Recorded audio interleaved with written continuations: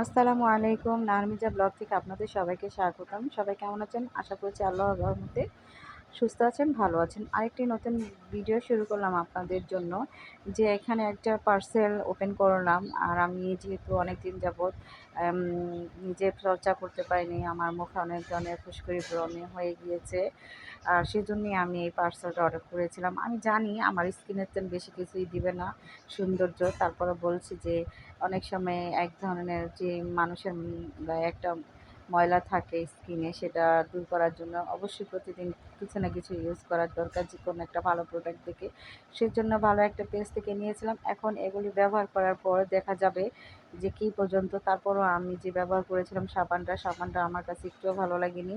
কারণ এখানে জানি না, আর কেউ যদি করে থাকেন অবশ্যই আমাকে কমেন্ট বক্সে জানাবেন যে এই সাবানটাতে কখনোই আমি ধোয়ার পর ওরকম কোনো ফেনা হয় না। আর এটা ফেনা যদি না হয়, আমার কাছে মুখ ধুতে কীরকম জানি লাগে, তবে পিচ্ছিলে একটা ভাব আসে কিন্তু ফেনা আসে না।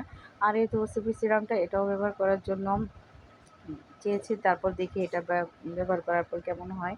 তবে যদি ভালো লাগে অবশ্যই আপনাদের নেক্সট টাইমে আরও কোনো ভিডিও দিব।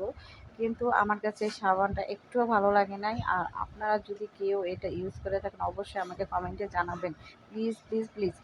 আর একটু যেহেতু আমার হাতে অনেকটা এই ফুসকুড়ি বা অনেক ওই যে যেহেতু ব্যান্ডেজের নিচে অনেক ধরনের ঠোসা পড়ে গিয়েছিল, এগুলি দাগ হয়েছে, এই জন্য আমি হয়তো এগুলি নিয়েছি। কেউ কিছু মনে করবেন না অবশ্যই। আমি কি কি প্রোডাক্ট নিয়েছি আপনাদের সাথে সব কিছুই শেয়ার করলাম, এটা অন্য কোনোভাবেই নেবেন না। আর এটা দেখি ব্যবহার করার পর অবশ্যই আপনাদের সাথে শেয়ার করব। তবে সবাই সুস্থ থাকবেন, ভালো থাকবেন এই কামনা করে বিদায় নিচ্ছি। আসসালামু আলাইকুম, আল্লাহ হাফেজ।